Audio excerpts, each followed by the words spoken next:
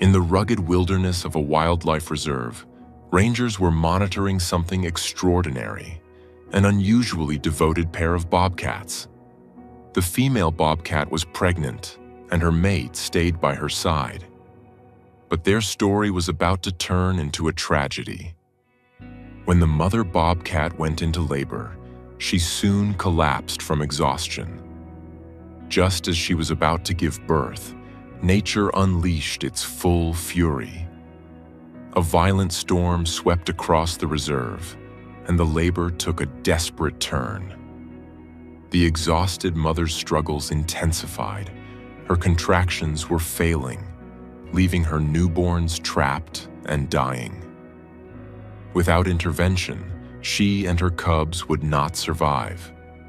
The rangers had to make a choice: do nothing or risk it all. With the storm raging and precious minutes slipping away, the rangers prepared for the unthinkable.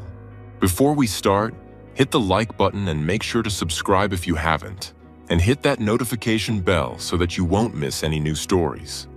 The morning sun crept over the jagged peaks of the Rocky Mountains, casting long shadows across the Mesa Verde Wildlife Reserve in southwestern Colorado. Senior wildlife ranger Sarah Mitchell adjusted her binoculars, scanning the rugged terrain that had been her workplace for nearly 2 decades. The reserve sprawled across 30,000 acres of pristine wilderness, a sanctuary where nature's drama unfolded daily, mostly hidden from human eyes. Sarah's radio crackled to life. "Sarah, you seeing what I'm seeing near Devil's Creek?" The voice belonged to Tom Rodriguez, another veteran ranger stationed at the Northern Observation Post. "The bobcat pair?" Sarah responded, already knowing the answer. For 3 months now, the entire ranger team had been monitoring an unusual bobcat couple that had made their den near the creek's rocky outcropping. What made them remarkable wasn't just their proximity to the ranger station, though that was unusual enough, but their extraordinary bond.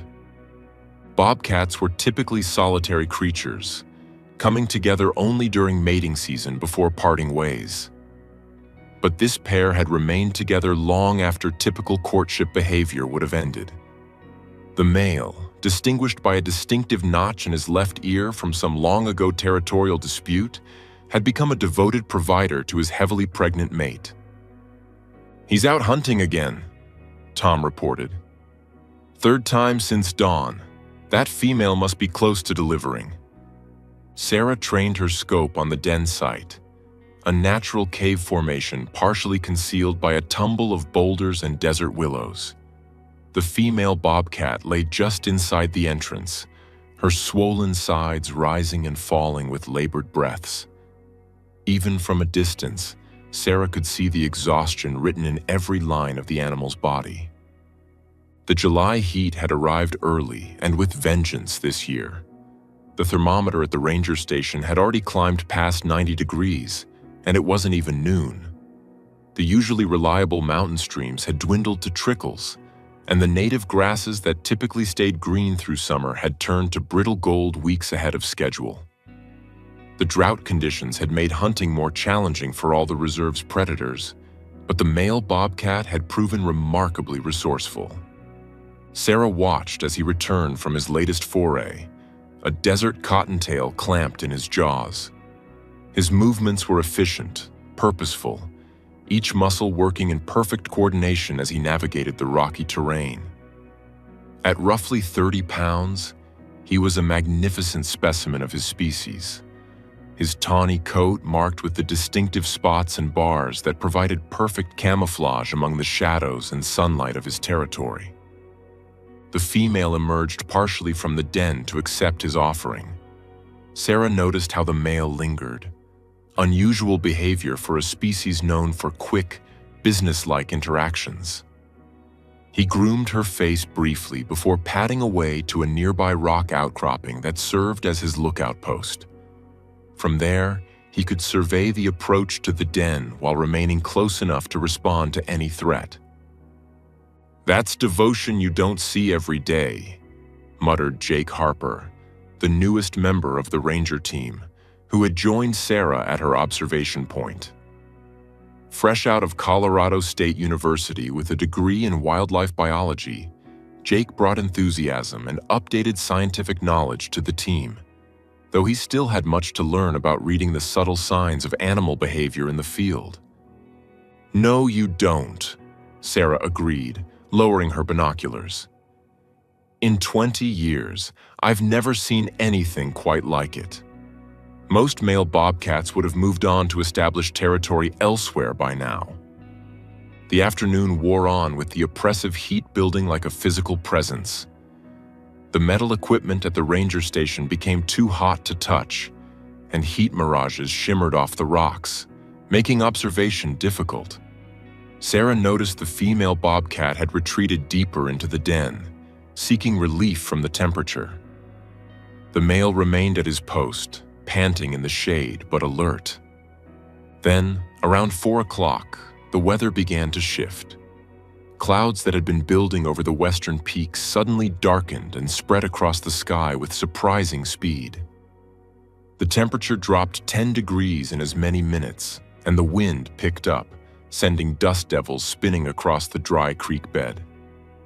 "Storm coming in fast," Tom's voice crackled over the radio. "Weather Service is saying possible flash flooding in the arroyos. We should warn the camping areas." Sarah acknowledged the message but kept her attention on the bobcat den. Something in the female's behavior had changed. She had emerged from the cave and was pacing in tight circles, her movements agitated and uncomfortable. Every few steps she would stop and contract, her body tensing with what were unmistakably labor pains. "Jake, get the medical kit from the truck," Sarah said quietly. "And radio Margaret at the Wildlife Veterinary Center. Tell her we might need consultation." "You think we'll need to intervene?" Jake asked, his eyes wide with a mixture of excitement and concern. "I hope not," Sarah replied, but her experienced eye was already cataloging worrying signs. The female's pacing had become more frantic, and her vocalizations, usually limited to mating calls or warning hisses, had taken on a quality of distress that made Sarah's chest tighten with sympathy. The male bobcat had noticed the change too. He abandoned his lookout post and approached his mate, but she snarled at him, causing him to retreat a few feet. He settled into a crouch, watching her with an intensity that was almost human in its concern. The first fat raindrops began to fall, creating small craters in the dusty ground. Within minutes, the drops became a downpour. Lightning flashed across the darkened sky, followed seconds later by thunder that echoed off the canyon walls. The male bobcat retreated under a rock overhang, but the female seemed oblivious to the storm, consumed by the overwhelming demands of her body. Sarah and Jake had taken shelter under a small tarp they'd strung between 2 junipers, but Sarah never took her eyes off the laboring bobcat. Through the rain, she could see the female's struggles intensifying. The cat would push, straining with visible effort, then collapse, panting heavily. This pattern repeated over and over, but no cubs appeared. "How long has she been in active labor?" Margaret's voice came through the radio, professional and calm despite the static caused by the storm. "At least an hour of hard contractions," Sarah reported. "She's exhausted. I'm seeing signs of distress, excessive panting, dilated pupils, and she's becoming less responsive to external stimuli." "First-time mother?"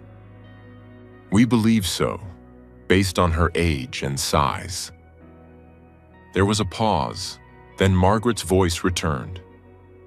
"Bobcats typically deliver within 2 to 3 hours of active labor starting. If she's struggling this much, there could be a malpositioned kit. In the wild, this often means..." Margaret didn't need to finish. Sarah knew the statistics. Complications during birth were one of the leading causes of mortality for wild cats. Without intervention, both mother and cubs could be lost. The rain was coming down harder now, turning the dry creek bed into a rushing torrent of muddy water. The den site was on higher ground, but Sarah could see water beginning to pool at the entrance. The female bobcat had collapsed on her sides heaving with each breath. Her pushes were becoming weaker, less coordinated. "We have to do something," Jake said, his voice tight with emotion. Sarah wrestled with the decision. The prime directive of wildlife management was to let nature take its course, to avoid human interference that could disrupt natural processes or create dependency. But watching this devoted pair struggle, seeing the male's obvious distress as he paced near his exhausted mate, Sarah felt the rules bend under the weight of compassion. "Margaret, talk me through it," she said into the radio. "What would you do if this was a captive birth?" "You'd need to check for obstruction first. If a kid is stuck in the birth canal, gentle manipulation might help. But Sarah, approaching a wild bobcat in labor, the stress alone could—" "I know the risks," Sarah interrupted. She turned to Jake. "Radio Tom and Derek. Tell them to bring the portable blind and the tranquilizer equipment. We're not sedating her. That could harm the cubs. But we need it ready in case the male becomes aggressive." As Jake made the call, Sarah began preparing herself mentally for what she was about to attempt. She'd assisted with dozens of animal births during her career, but never with a fully wild predator in uncontrolled conditions. The rain continued to pound down, and lightning illuminated the scene in stark, momentary flashes. Tom and Derek arrived within 15 minutes, their truck sliding through the mud. Derek Washington, a former Army medic who'd found his second career in wildlife management, immediately understood the situation. "Never thought I'd be delivering bobcat babies," he said, pulling on latex gloves. "We move slowly, no sudden movements," Sarah instructed. "Tom, you and Jake set up a visual barrier between us and the male. Don't block him completely. We need him to see we're not threats. But give us some protection. Derek, you're with me." The team moved into position with practiced efficiency. The portable blind, essentially a camouflaged screen, created a partial barrier while still allowing the male bobcat to observe. Sarah could see him, pressed against the rock face, every muscle tense but not actively aggressive. His eyes never left his mate. Sarah approached the female slowly, speaking in a low, continuous tone. "Easy, Mama. We're here to help. Just stay calm." The bobcat's eyes tracked her movement, but she was too exhausted to react defensively. Sarah could see the problem immediately. A tiny paw was visible, but the kit appeared to be positioned incorrectly. "Breach presentation," she told Derek. "The first kit is coming backwards." Working with incredible gentleness, Sarah tried to ease the kit into a better position. The female bobcat tensed but didn't fight. It was as if she understood on some instinctual level that these strange creatures were trying to help. Or perhaps she was simply too exhausted to resist. "There," Sarah breathed as she felt the kit shift. "Come on, Mama, one more push." The female bobcat bore down, and suddenly the first kit emerged, a tiny, wet form that Sarah quickly cleared of mucus. The kit mewed weakly, and the sound seemed to energize the mother. She turned, instinctively licking the baby, stimulating its breathing. "One down," Derek said quietly. "She's contracting again." The second kit came more easily, followed 20 minutes later by a third. Each time, Sarah and Derek assisted minimally, just enough to ensure safe delivery, then immediately backed away to allow the mother to bond with her newborns. The rain had begun to lessen, though water still ran in rivulets around the den entrance. It was as the third kit was being cleaned by its mother that the male bobcat made his move. Sarah heard Jake's warning shout and turned to see the male approaching, but not in the aggressive charge she'd feared. He moved deliberately, carrying fresh prey, a wood rat he'd somehow managed to catch despite the storm. His eyes were fixed not on the humans, but on his family. "Nobody move," Sarah commanded softly. The male bobcat dropped the prey near the den entrance, then paused, seeming to assess the situation. His gaze swept over the humans, the newborn cubs, and his exhausted mate. Sarah held her breath, aware that this moment would determine whether their intervention would be seen as help or invasion. Then, in a movement that brought tears to Sarah's eyes, the male simply walked past them. Not aggressively, not fearfully, but with the purposeful stride of a father returning to his family. He settled beside his mate and began grooming her face while she nursed the three cubs. The tableau they created, the devoted pair with their new family, surrounded by the dissipating storm, was one of the most beautiful things Sarah had witnessed in her career. "Let's go," she whispered to her team, slowly, quietly. The Rangers retreated, gathering their equipment with minimal noise. As they reached their vehicles, Sarah turned for one last look. The male bobcat was standing guard at the den entrance, his posture protective but calm. Inside, just visible in the improving light, the female was curled around three tiny forms, their small bodies rising and falling with healthy breaths. "What now?" Jake asked, his voice full of wonder at what they'd just experienced.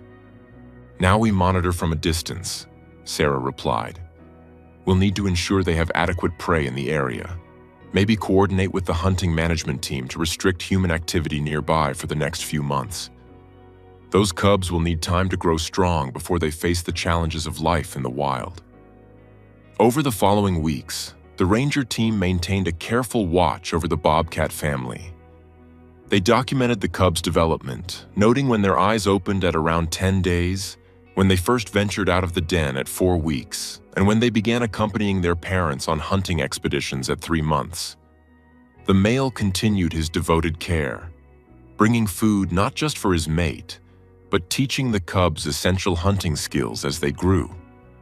Sarah submitted a detailed report of the incident to the Colorado Division of Wildlife, recommending special protection status for the area around the den site.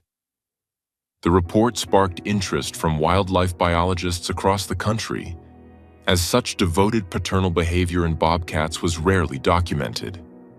Several research grants were approved to study the family, though always from a respectful distance. Jake, profoundly moved by the experience, decided to focus his career on wild cat conservation. He would go on to establish a nonprofit organization dedicated to preserving critical habitat for bobcats and mountain lions throughout the Rocky Mountain region, always citing that stormy afternoon as the moment his calling became clear. Derek incorporated the experience into his wilderness first aid training courses, teaching a new generation of rangers that sometimes the line between intervention and interference wasn't as clear-cut as the textbook suggested. Compassion, tempered with knowledge and respect, could guide difficult decisions in the field. Tom used the story in his educational programs with local schools, helping children understand that wild animals, while different from humans, experience their own forms of family bonds and devotion. The tale of the bobcat pair became legendary in the region, inspiring countless young people to pursue careers in conservation. But it was Sarah who was most profoundly affected. The image of the male bobcat, choosing trust over aggression, accepting help for his struggling mate, stayed with her through the remainder of her career. She would often return to the observation point above Devil's Creek, watching as the cubs grew into independent hunters, eventually dispersing to establish their own territories. The female and male remained together, defying typical bobcat behavior, raising a second litter the following year without incident. They became known as the bonded pair of Mesa Verde, subjects of numerous documentaries and research papers, but always wild, always free. Years later, when Sarah retired, she gave a speech at the Colorado Wildlife Conservation Dinner. She spoke about the many animals she'd encountered, the successes and failures, the harsh realities of nature and the moments of unexpected grace. But she ended with the story of that storm-lashed afternoon, when human hands helped bring 3 bobcat cubs into the world, and a devoted father chose trust over instinct. "We are stewards of these wild spaces," she concluded, "not masters of them. Our role is to protect, to preserve, and occasionally, very occasionally, to offer a helping hand when nature's own courage needs just a little human compassion to see it through." That day, we weren't rangers or scientists. We were simply fellow creatures, sharing a moment of life's most fundamental miracle. And in that moment, the boundary between wild and human didn't divide us. It connected us in the most profound way possible.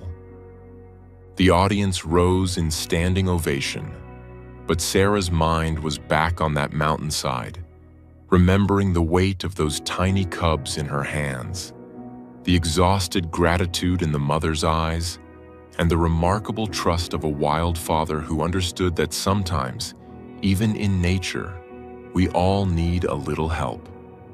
The Bobcat family story became more than just a remarkable wildlife incident. It became a testament to the complex emotional lives of wild animals, the importance of compassionate conservation, and the delicate balance between human intervention and natural processes. It reminded everyone who heard it that in the vast wilderness of the Rocky Mountains, amid the harsh realities of survival, love, and devotion, flourish in forms we're only beginning to understand. The Mesa Verde Wildlife Reserve expanded its boundaries the following year, incorporating additional critical habitat for bobcats and other predators. The protected area around Devil's Creek became a research site for studying bobcat behavior, generating valuable data that would influence conservation strategies throughout the western United States. But more than that, it became a symbol of hope, proof that when humans approach nature with respect, knowledge, and compassion, miracles can indeed happen. As the years passed, occasional sightings of the original cubs, now adults with territories of their own, were reported throughout the region. Some claimed to have seen similar devoted pairs, male bobcats staying with their mates through pregnancy and birth. Though whether this was learned behavior or simple coincidence remained a subject of scientific debate. What wasn't debatable was the impact that one afternoon's intervention had on everyone who witnessed it and the many more who heard the story. The storm that had threatened tragedy had instead ushered in new life, and the human hands that had reached out to help had forged an unexpected bond between 2 worlds that usually remained carefully separate.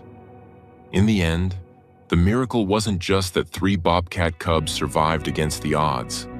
It was that in their survival, humans and wild animals had found a moment of perfect understanding, a bridge across the divide that normally separated them, built from nothing more than compassion, courage, and the universal recognition of love's power to transcend even the boundaries between species.